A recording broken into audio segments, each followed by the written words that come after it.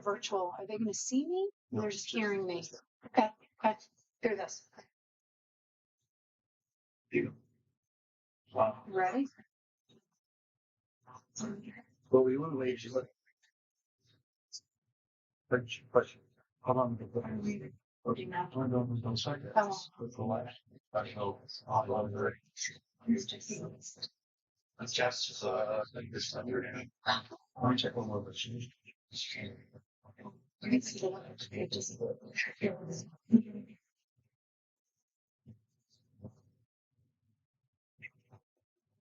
So for the session that was going on right now for the portable technology, that one will be played from 3 to 3 at Bolton 4.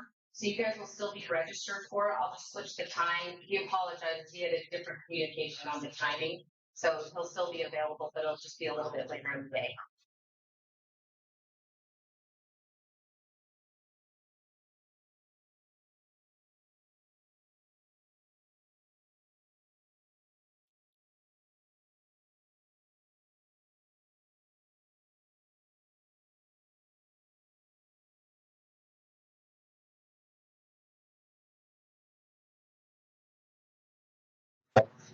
Awesome. Thank you.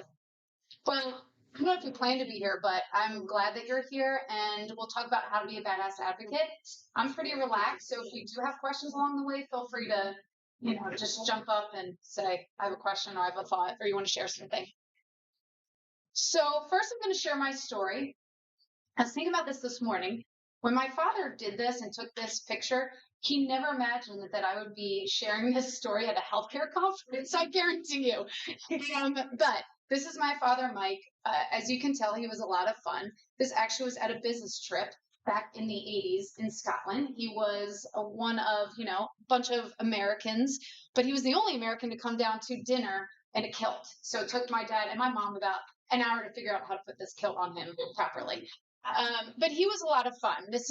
I love this picture because it just shows who my dad was and how he was the life of the party, the soul of our family. He made every day fun. He was just lighthearted. In 1997, my father, Mike, was diagnosed with non-Hodgkin's lymphoma. And 10 months later, he passed away. He was only 53 years old. And I was 20 at the time, so you can do the math. And he, we were, of course, devastated. It really impacted our family. And that soul of the family, the one who brought all the lightheartedness, was gone. And so I'm one of 3 children, and it took my mom and my brother and my sister and I a lot. If you've ever lost anyone who you're close to, it's tough to get through it. But we did, and we're a very tight-knit family, and we just got through it, and we were able to grieve and still remember my dad and tell those funny stories about him with a smile versus always crying. This is my sister, Megan. My sister, Megan, was my best friend since the day I was born. She was really the heart of our family, very kind, sweet. Anyone who knew Megan just loved her. She was just one of those people that was fun to be around and was the best big sister I could ever ask for. In 2017, so 20 years after my dad passed away, my sister was diagnosed also with non-Hodgkin's lymphoma. My sister was 47 at the time, and the difference between my dad and my sister, though their personalities were the same, their diagnosis, yes, was similar, but they had different strands of non-Hodgkin's lymphoma. Fortunately for my sister, the one that she got was supposed to be curable. They say the good kind. I don't know if there really is a good kind of cancer, but if you're going to get one, I guess the kind that she got was the better. The unfortunate thing was that she'd had cancer for about a year, but didn't know it. And it caused an autoimmune disease, and the autoimmune disease caused a lung disease. And that lung disease was very rare and aggressive. It's called bronchiolitis obliterans. It's a mouthful. It is also known as popcorn lung. So if any of you have heard about that, I see some head nods. And my sister never smoked a cigarette in her life, not even when she was being a rebel teenager. And so this really caught my family by surprise. It was all caused by the cancer and the autoimmune disease. That was the worst diagnosis that my sister could get because it really her body just deteriorated. So over a 13-month period, my sister's body just went from being this strong. She was a former college athlete. She was very involved in lacrosse in the Charleston, South Carolina community. and in other communities around the US over her career. She was a mom to 2 young girls and a wife, and just a pillar of the community, and really helping young women and girls to learn about the sport of lacrosse and instill a lot of great attributes in them that coaches do, right? And so my sister, over a 13-month period, just deteriorated. And in October of 2018, she passed away. During that time, I still live in Texas, and my sister lived in Charleston, South Carolina. And I fly back and forth to support my family, to support my sister, my best friend. And over the years, the last over 20 years, I have been in the pharmaceutical industry. So I started off as a pharmaceutical rep, and now I'm in learning and development. And I train pharmaceutical reps how to speak to physicians. Well, this wasn't part of my career plan, but that really helped me to learn how to speak to physicians and advocate for my sister when she was hospitalized. Megan would be in and out of the hospital, so I was able to use that when she was at home as well. But it really helped me to be my sister's voice when she couldn't be her own voice. When my sister was dying in the hospital, because she was such a kind soul, the nurses and the doctors just really loved her, just like they did my father. And I got into a conversation with one of her physicians and said, think about me sharing some of these things that I do and sharing them with other families. And he's like, I think that would be great, because a lot of people, either patients don't have families or their families don't know what to do. They're thrown into the situation, they're lost. And you have this experience, not only my professional experience, but a personal experience of having my father pass away too and being hospitalized. And so 2 years after my sister passed away, I wrote a book called Badass Advocate, Becoming the Champion Your Seriously Ill Loved One Deserves. I will be signing books in the back. Sorry for you that are not here. And selling them in the back and signing them if you're interested. But I wrote this, I self-published it. I wrote it really in honor of my sister. I wanted to keep her legacy alive and my father's and help other families. It was the only way I knew how to get through my grief. And just a little credibility. So I do learning development for my company. I work for a global consumer goods company, and as I said, train pharmaceutical reps in all sorts of development, not just selling skills and how to speak to physicians, but also how to work better together and better communicate with others. Okay, so that's my story, and that's why I'm here today. So what are we going to talk about? I know when I'm in your seat, I'm going to get to the nitty gritty. I like when I walk out of a classroom and I'm like, yes, I have some tools I can use. So I'm hoping I can share something that you haven't thought of, you haven't heard of before.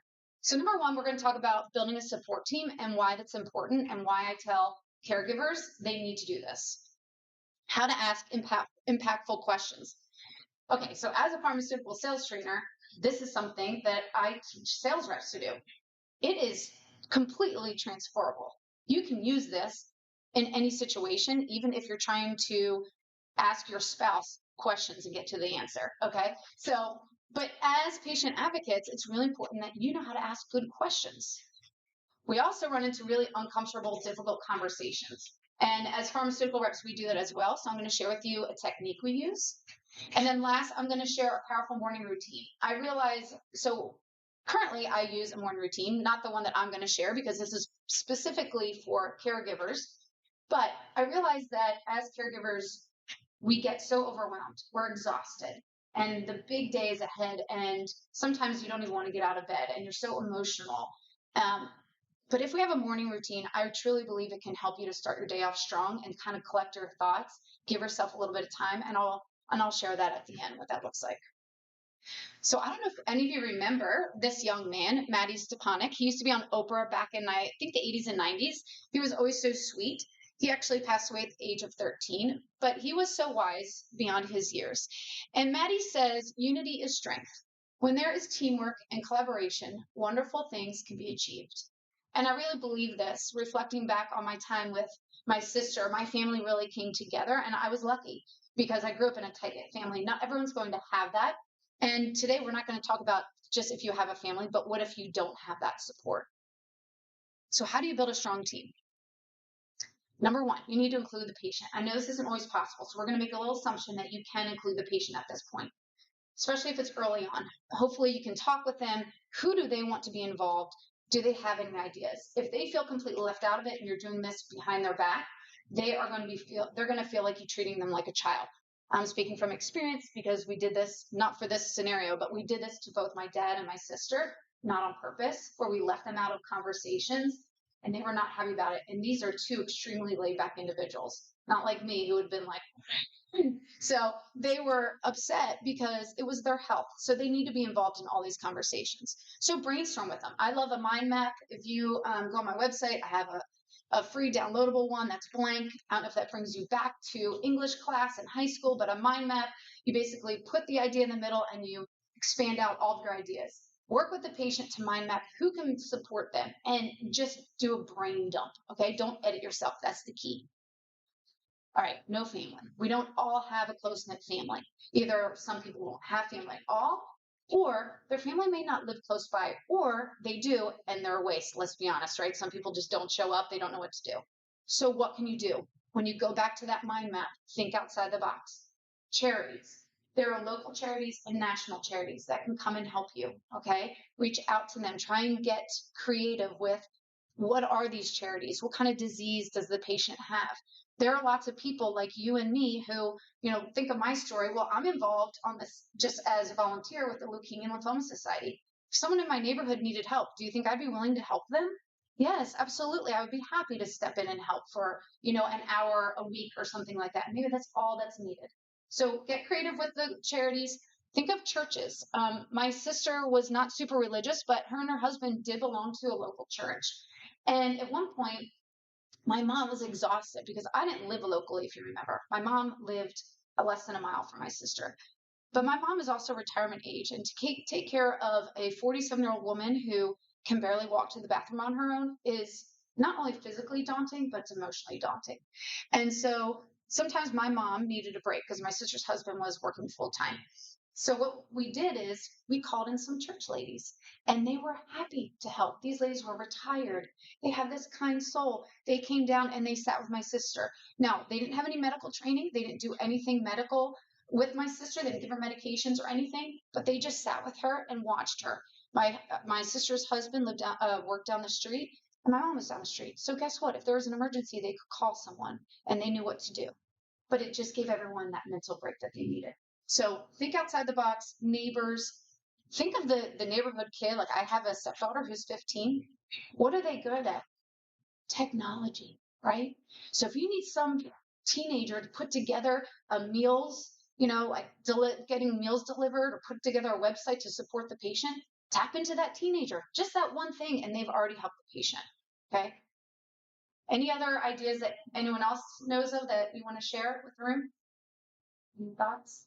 Oh, especially the challenge is, we have a client that has dementia and their friend also is a little demented and no friends, no immediate family. So you say get creative, you really do. And so, we get other people plugged into that from the church and things like that. Good. That's great. Yeah. The church, friends, neighbors, and sometimes neighbors can do easy things like mow the lawn, things that don't always think of big things, right? The big things sometimes are harder, or it's a big responsibility, or someone's intimidated or scared to do that. But even the little things help.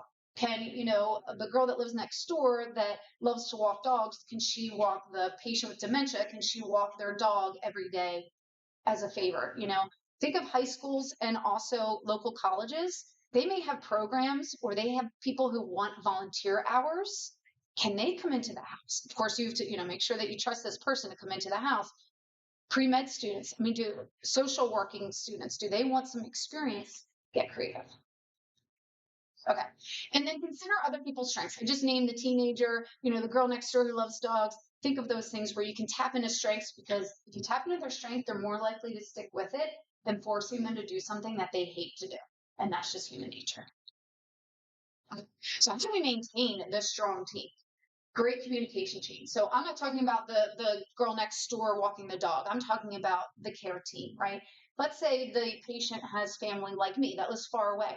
I was still a big part of my sister's care. I had a 2-year-old at the time. I traveled as much as I could, but I wasn't there every day. But that doesn't mean I was worthless. I could communicate with my cousins and my aunts and uncles back at home. And I set up text chains. There's probably better ways to do it nowadays, right? But I set up these text chains to keep them in the loop. They wanted to know, how is my mom doing? What can we do for her? What can we send your sister? My sister had little girls. What can we send them? Can we help? My sister's friends who were local, same thing. I could kind of take that pressure off my family, right? My mom was doing the day-to-day caregiving. I took the pressure off. It wasn't that big of a deal for me. I'm fine with texting. I'm not a millennial, but I'm close to it. And so I'm like, I can handle a text chain, right? And kind of help relieve that for my mom and my brother and my brother-in-law. So create these communication chains. The more open you can be with the approval of the patient, I think the better. And if you're the patient advocate that's not a part of the family, if you can communicate with that family and just keep them in the loop as much as possible, whatever works for the family, the better. Okay. Set up meetings. So this was something that we started to do towards the end of my sister's illness, and I wish we had thought about it early on, because just like in business, it's better if you have some face-to-face meetings. And now everyone is comfortable with Zoom, and so you can set up, even with long-distance family and friends, some meetings. Talk through what's going on with the patient. What support do you need? Maybe it's financial support. Can we do a fundraiser? Can we do a walk?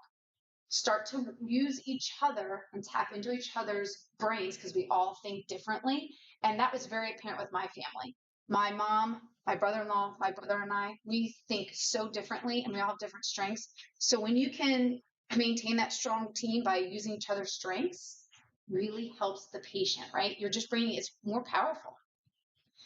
And then do your best to give each other breaks. So if you are the one who is helping another family and they are stepping in and they're helping, do your best to see how you can get that patient advocate, that caregiver, a break, because it's exhausting. Like I said, emotionally and physically. And that's what we did for my mom, especially. And then support one another. We would do this in different ways. I think you could do something fun and get creative, like, having a little happy hour where you can get together, or maybe you go putt-putt, or whatever it is that you like to do, and having someone come in. We had my aunt and uncle come down. And again, I'm lucky because I'm from a huge family, but they didn't live close. They came down and they took care of my sister for a weekend so we could all take a break together. Because, yes, my sister was going through hell, but she also had 2 kids, and we all have kids. And so our own families were being neglected because, and I'm sure you can all relate to this, because the focus was on who? My sister, right? And of course, the focus should be on her, but there's little children who don't understand, and they need love and attention too. And they're going through a hard time. So we really need to support each other and help each other out. Okay, so here comes into the ask powerful questions part. And this really goes back to pharmaceutical sales and what I teach reps, how to ask powerful questions to doctors. Preparation is key. When you have a meeting with a healthcare provider, so I say doctor, but it's really any healthcare provider, okay? So if I say that, excuse me, I don't mean that. I mean healthcare provider in general. Preparation is key. We tell our sales reps to always sit in the car before any sales call and prepare questions they could ask. You should do the same, because if you can brainstorm on your questions and be prepared walking in, write them down, put them in your phone, put them in your notebook, come with a list. I just listened to a recording, and I'm going to get to this in a minute, but I listened to a recording of myself. I want to hear my sister's voice. So I went back and I had these recordings, and it was very sweet to listen to her voice, even though it wasn't her normal voice, but I heard myself rattling off questions, and I was like, I'm not making this stuff. I really did that. I did ask questions, and it came from not just me. Like I said, we all think differently. So I tapped into the different personalities. We came up with these lists of questions together as a team, because what I think with my experience is way different than my brother. My brother, I would say, is the smartest one in our family. He's going to think of very different things than I'll think of, okay? But they're all important questions. So get them all out. So prepare ahead of time. No question is dumb. Okay, not only do I say this as a learning and development leader, no question is dumb, but also I want you to have that confidence that you have the right to ask questions, and the family, whoever it is, has the right to ask questions. If you don't understand, ask it. I remember sitting next to my sister in the hospital, and I knew nothing about the vital signs monitor. Now, because I'm in pharmaceuticals, people may assume I do. Well, I'm not in the hospital. I'm not a hospital rep. The last time I saw him was probably when I was 20. My dad was in the hospital. Didn't know what was on that machine. So I had a nurse who was very sweet walk me through it. I said, can you just explain to me what these numbers are? And what is the ideal number for my sister? So walk me through that. And then all of a sudden, guess what? That nurse isn't there, and that machine stops beeping like it does, and you're like, what's going on? Well, I knew if it was a freak out moment or not. If you don't ask those questions and you leave it in someone else's hand all the time, that leaves you powerless. So gain more power by asking questions and learning. Yeah, it's another technique we use. Open versus closed-ended questions. Does anyone know what open-ended question is? Okay, yeah, in the back.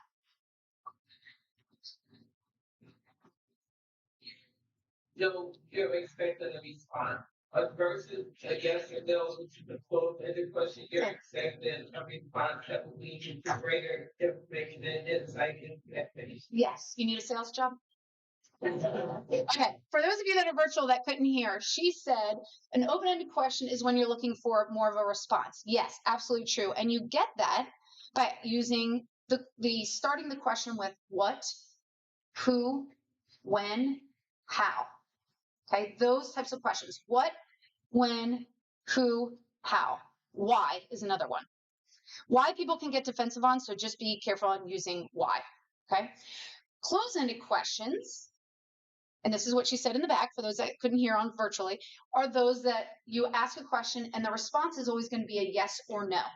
Unless if you have a chatty Cathy, they will just go any which way. They don't care what kind of question you ask. But we can't rely on that, right? So let's use our own techniques to ask better questions. So when you're preparing for these questions and you just brainstorm, like I said with the mind map, just this necessarily isn't a mind map, but just brain dump. So just write down your list of questions, brainstorm together, okay?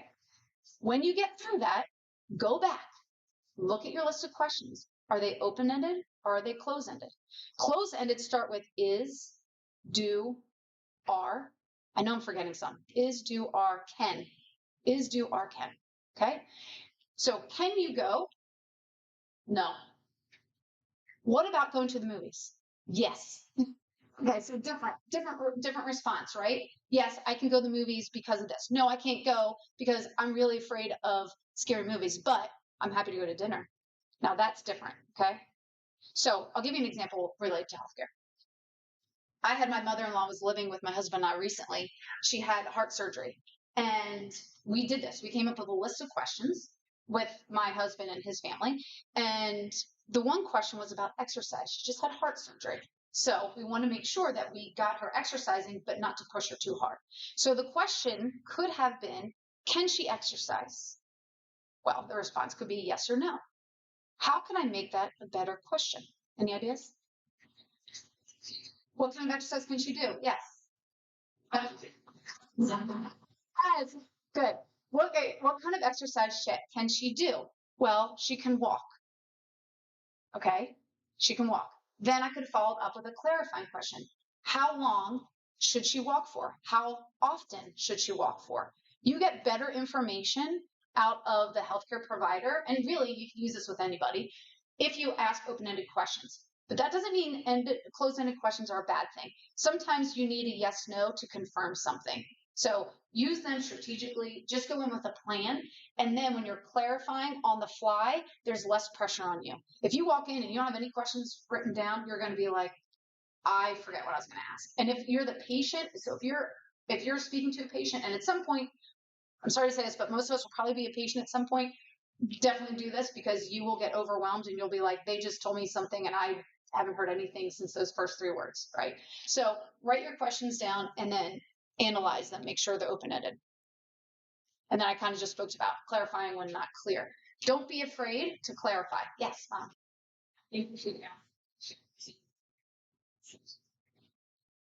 Yes. And I'm going to get to that too. So I'm glad. No, that's okay. I love it. You're thinking ahead. Yes. Go for it. Down that we have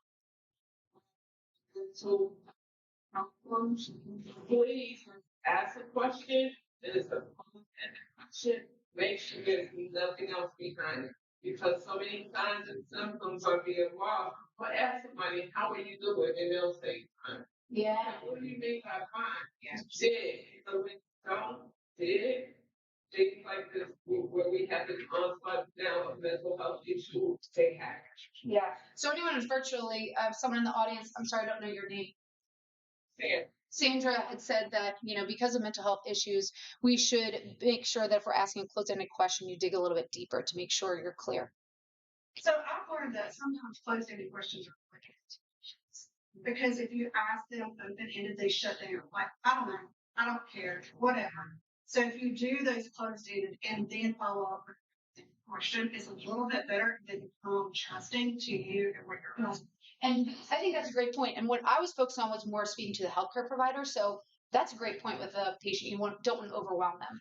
With the healthcare provider, I think sometimes if you leave it closed ended, they might not give you all the information you need, not because they don't intend to, but because they also have other patients they're moving on to, right? So they may give you the quick answer, they've answered it, and they don't realize that's not all the information you need. Or you don't understand it 100%, right? Because you don't have all the knowledge that's up in their brain.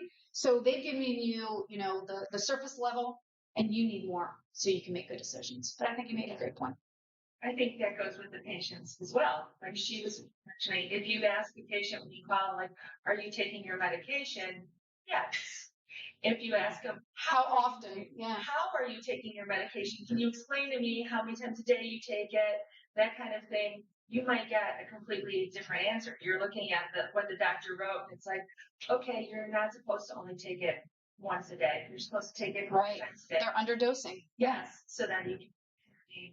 That's great. So if you didn't hear that virtually, they're saying that for patients, when you're asking them questions, maybe ask a closed-ended question first and then go into open-ended questions. I love this. I love this discussion because I've never thought about it asking the patient. And I think the whole goal is to have a strategy either way. Go in with a strategy and be prepared. It's great. Anyone else? It works for yourself too, because I go in for my annual physical checkup and I do this and I get so much more in that 15 minutes from my doctor than I would if I just came in and said, oh, everything's okay. Yeah. Yeah. I forget every time. I go to the dermatologist and I'm always like, wait, 2 months ago I had something I wanted her to look at and now I forget where it is. Well, now I just wasted time, right? So that's not helping myself. Good. Thank you for the ads. It's great. Okay, keeping track. So again, we've already talked about this, but write down those questions ahead of time. Brainstorm with the team, tap into that support team. That's why it's my number one tip in my book. Build a support team because I think it's the most important thing. And I know it can be hard, so that's why you have to get creative if they don't have family or friends. And then, Molly, we're going back to what you just said, conversations. So this is something that we came up with because my mom and my sister were going into the doctor's offices most likely, right? Because my mom was the main caregiver and I lived far away and my brother and my brother-in-law worked full time. Well, they would come home and I would say, okay, so what happened? What did the doctor say? What about this? And I would follow up with all these questions and my mom would be like, oh, I don't know. One, she's probably tired. She's exhausted. Does she really want to recap what just happened 2 hours ago? Plus, you just forget. It's hard to remember all this information and she could have been overwhelmed as well. And then my sister is the one who's sick. So that's overwhelming. And I don't really want to take her back through all that. So I said to my sister one day, and this is when she was on the healthier side of her journey, I said, do me a favor. You're going to this doctor's. Can you ask them if you can record the conversation on your phone? And my sister, was fully capable of doing it. And she's like, oh, and I didn't know I was going to go because I know HIPAA. I understand. I'm in that industry as well. So she did. And he said, yeah, that's fine. We never had one problem. Now, I've advised this to many people, and I've know one person that the doctor said they weren't comfortable, and that's fine. And I'll tell you what to do in that situation. But for this situation, I always tell anyone, make sure that you are using it properly. It is not to punish anyone or for lawsuits. It is really to help the care team because there's a lot that's said in those meetings and you can't have all 10 people in that doctor's office or in the hospital room jammed in there listening, right? So what we did is we use those recordings and then with my sister's permission, we text messaged it to her core care team, which was my immediate family, one cousin, and one of her girlfriends. And we would text it. She was cool with that. And then we would listen to it. And then guess what we did? We went back to writing down the next set of questions. It was a cycle that we got ourselves in. I wish we had done this from day one, but at least we caught on 5 months in. Yes. The other thing is if you work in a physician office as opposed to a big health system, one thing that's really helpful when you do the financial counseling session with the patient, have it on Zoom or Skype or whatever you use with the doctor and with her care team. And in oncology, we also have nurse practitioners and PAs and pharmacists and all other people. And everybody is there for that conversation because we have problems with patients, and not only recording that conversation for their family, but also doctors will feel really sorry for our cancer patients and say, oh, well, we'll just write it off. And you really want that conversation for everybody to be on the same level of understanding. There's very few community oncology practices can afford to write anything off anymore. And hospitals right now, since COVID, can't even. So it's really important that everybody, particularly with the financial conversations, is on the same page. Yeah, you want everyone to be on the same page. And, even with different doctors, right? So, as you know, as patient advocates, it's really hard. Coordinated care is difficult. And it a lot of times falls on the family to do that. And you're not medical experts, and it's overwhelming. My sister had 3 diseases she was dealing with. So we could use that recording to share it with her pulmonologist or her oncologist, and so they were aligned. So it can be used in many ways, and I just like to use it for good and not for evil. So thank you. So use those, and we can always talk. And I'll be here, so if you want to talk about this offline, we can too. Okay, handling difficult conversations. So this is another technique that I'll share with you that we use. You're having an uncomfortable conversation. How do you handle that? Number one, you want to acknowledge what the other person says. I hear you. I understand. It's empathy, right? If you immediately go into arguing, I'm telling you, you're going to butt heads and nothing's going to be resolved. Number two, ask questions, clarify. Just so I understand you clearly, is this what you mean? Or maybe you have a follow-up question to what they said. Make sure they ask questions so you're clear. Then explain your side. Okay, maybe you've done some research. Maybe you've had experience in this area before.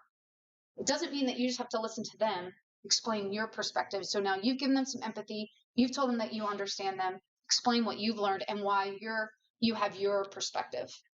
And then the goal is to get to an agreement, right? Where at the end, you two can be on the same page with moving forward with the next steps. Okay. So AAEA, those are the steps that you want to remember. Okay, the start. I know we're wrapping up and I want to give time for questions. At the start, I talked about a powerful morning routine that I came up with. And this is very similar to what I do today, but just a little different for caregivers. So it's called the 5 R's. And actually, I have journals that I created called My Badass Advocate Journal. They just came out this year. And it really leads the caregiver through this morning routine and hopefully helps them set up their day for success. So number one, I think that you need to start with yourself. As a caregiver, as a patient advocate, it's really daunting and emotional. And so how do you address that? I don't think we should ignore our feelings and our thoughts. I think we need to address it every day. So it's time to reflect. In the journal, I always have a reflection question. Sometimes they'll challenge you where you'll be like, oh, I don't know if I can answer this question. Review the day's plan. You have to, again, you'll notice I have a theme here, asking questions, preparation. And I think, if you like sports, any pro athlete will tell you, how do they become a pro? How do they get to their level? It's all preparation, right? So you really need to prepare for the day's plan and lay out what appointments do you have? What questions do you need to answer? What do you need to do? Do you need to run to the pharmacy? If you are just flying by the seat of your pants, you're going to be overwhelmed. Re-examine the patient's care. So this is really about what's happened in the past. And if you're uncomfortable with something, especially this, no offense to the men, but the ladies in the room, we've got good intuition. Listen to it. Okay. So make sure that you are listening to your gut. If something seems off with the patient's care, follow up and ask questions. Goes back to my tip about asking questions. Reevaluate the support team. Someone may be burnout. Someone's health may be declining as well. Think of an elderly couple. What happens sometimes? I was just talking to a girlfriend of mine. Her mom has dementia and her father's health is failing because they've been married for like 30 years, 35 years. Okay. So make sure we don't ignore people and we recognize when someone else needs support besides the patient. And then recharge, prepare, get ready for the day, right? We know that the day can be tough. So whatever that is for you, maybe it's yoga, maybe it's prayer, maybe it's exercise, teach her own, but make sure you end it with some self-care. So it starts and ends with self-care. So this is another quote from Eleanor Brown. I just like the whole idea of self-care and how important it is for patient advocates and family caregivers.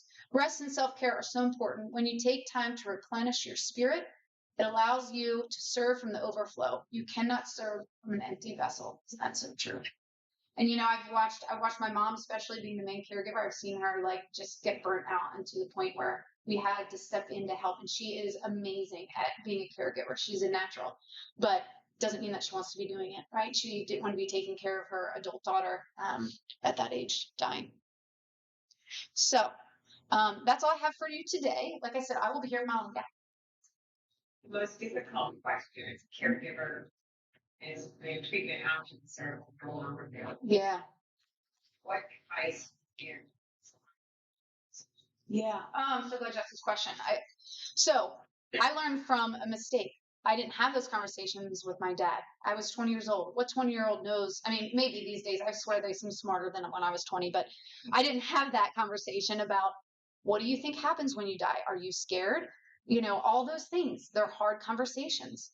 And, but with my sister, I knew I didn't want to make that mistake twice. So I sat down with her and we had some uncomfortable conversations, mostly about her daughters, because if I wanted to support them, because I had been the child before, and I wanted to do right by what she wanted me to do, not what I thought was right. They're not my children. And so we had some uncomfortable conversations, because if I didn't bring it up, I wouldn't know. And once they're gone, and you can't go back.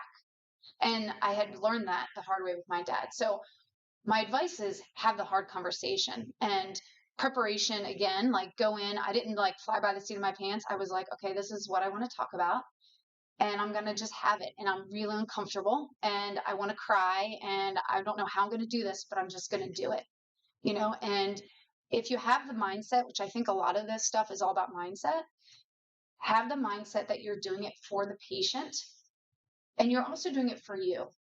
Okay. And that's okay, because once they're gone, you can't go back. So you have to do it. Yeah. Add to that, like family doesn't want hospice, and you can see that, that's probably the next phase from here. Yeah. So I had a situation too with my sister. My brother-in-law was having a hard time with it, and I had to have a very difficult conversation and also clue the healthcare providers in as to what was going on, because I could see there's big time denial. I think that's probably normal for a lot, especially married couples, or parents of sick children. My mom wasn't in denial, but just watching my brother-in-law, I realized we need to pull in some professionals, because it also depends upon the person, right? It may be better for some coming from a family member. He knew how close my sister and I were, but also for others, it may be better coming from a healthcare professional, because they may have more respect for them. Yeah. Yeah. So thank you. You have taken steps to enlighten others about what you've been through and providing tools for all of us here to do similar things based on what you've learned. I'm wondering if you know that there are thousands of people across the country just like you that are actually making a living doing what you're doing, working directly for patients and families. And that's why there are a lot of what we're called independent patient advocates here, because it's real important for all of us to know each other. Yeah. And we got to learn how we're going to take advantage of what you've been through and how you could take advantage of what we've got going on, so we can get your message out a little bit more. Yeah. And share your book. I do know that. In fact, when I didn't share it in this room because I figured you all knew, but when I talk about different people to tap into, I do talk about patient advocates, because people don't know it's a profession. Yeah. Yes, but absolutely. I know we'll have to connect. I think there's, yes. Questions? We're talking about, more of us are working with patients on a day-to-day basis. How do we get our leadership to understand that we are caregivers and we need to do this for our employees and for our staff? Absolutely. I think this is for you. Absolutely. I think it is. One, you have me come on and I will bully them into believing it. It's your self-care, and I train my reps to do something similar just for professionals. It's not this, but I talk about morning care, and I'm not a morning person, but the more you can do it, I think in the morning you can set yourself up for success. And sometimes I have a day where I'm like, I like all that, but it's really important that you do it in the morning or you spread it throughout the day, depending on what you do. That's hopefully a book of mine in the future about spreading out the self-care. But, I think that you have to have an advocate within your organization for all of you. So if you don't, someone's got to be that voice. Sounds like you might be the woman for that job. But I think any organization, you need this, especially since COVID. I mean, I think we're all burnt out in different industries, and healthcare is probably number one, right? That's one more. Yeah. Sorry. I just want to comment that somebody brought up about the end of life, not a conversation. There's end of life doulas now that are expanding, and think about bringing in somebody like that, or learning from them, or having that conversation with them. That would be best. We can't do everything, but we really need to know what our resources are to learn. And just to plug full civic nation safety, we just had an hour program at end of life doulas now on Academy. You're welcome to do it. For anyone virtual, she just talked about end of life doulas. I love that. The other thing that you just triggered my memory. It's not in all states. I do have a link on my website for it, so you can. Thank you. So you can go look it up. It's called 5 Wishes. Is anyone familiar with 5 Wishes? So we use that. The palliative care team, which I talk a lot about palliative care. People confuse it with end of life care, and it's not. It's it's just anyone with a serious illness. So that's another team that you can tap into if you don't already. My sister's palliative care physician wrote my foreword. She was so phenomenal. She's just a blessing to this world. And so I love what they do. And she introduced us to the 5 Wishes. So you can always look that up. It's free. There's some downloads. If you get the paper one, I think you have to pay for it to be mailed. They're not expensive. It's only legal in certain states. It's basically like the patient will write down their wishes. And she did that with my sister. That's the other thing, going back to that question about end of life conversations, is sometimes it's hard for the patient and the family to actually, that the patient's dying, but you don't want to have that conversation because how do you say that to them? And the palliative care team can really help with that. So if you don't feel comfortable as a patient advocate, tap in that palliative care team and see if they'll come in and have that. Even if they're not going to pass away in the next month, it might be 2 years from now, they can prepare for it. Yes. Yeah.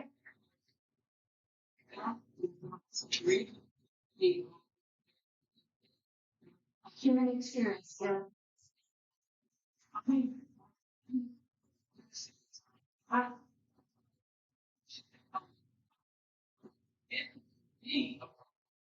Yes, I don't know the answer to the second part because I'm not associated with them, but the question was, how do you find out what state uses 5 Wishes? If you go on their website, I know that on the back, because I have that pamphlet, I asked them for an extra just because I wanted to have it, and then I've ordered some materials from there. It lists the states where it is legally binding.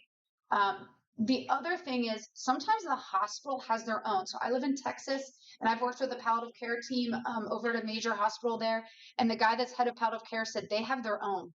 So also ask the palliative care team because they may use something that's not 5 Wishes, that's legally binding in that state. Okay. Yeah. I also have some versions of those 5 Wishes for children and. Oh, thank you. So they also have them for children and young adults, 5 Wishes. One more. Final. Yes. Okay. Yes. You started off by saying that your day job is kind of teaching people how to talk to doctors. Yes. What advice would you give all of us? What are the top 2 things that you could tell us all right off the top of your head how we should be talking to doctors when we're advocating? Yeah. So number 1 is don't be intimidated. I think our society, being Americans, I can't speak for other countries because I'm an American, but that we have put physicians on such a high pedestal, sometimes we intimidate ourselves out of the conversation. Most physicians got into it because they care about people and they want to make a difference in the world. They may, have had a bad day. They're human too. So don't intimidate yourself out of the situation. I can't tell you how many times I've seen a rep say something about a doctor being really intimidated. And I'm like, are we in the same room? So it's all perspective and it's all your experience. But have that confidence that you are fighting on behalf of another human being and you are the world to that human. The other piece of advice I would say is communication style. We all have, I do a whole training, which can't do that in 2 minutes, but on communication style. And so if you've ever been through like a corporate training, just keep that in mind that we all communicate different. So if someone isn't smiling, it doesn't mean they hate you. Sometimes they're just thinking, or if you ask them a question and they're quiet, give them time. I may be the one that jumps at and gives you an answer. Doesn't mean it's always the best answer. So just realize we all communicate differently and give people grace. Thank you for coming. So nice talking to all of you. And I'll be in the back. If you want to purchase a book, The books are on discount today just because you're here. $13 for the book, and then the journals. I only have a few journals. Are $15, and I'll of course sign them too. And I have Venmo and all sorts of ways to pay. Thank you.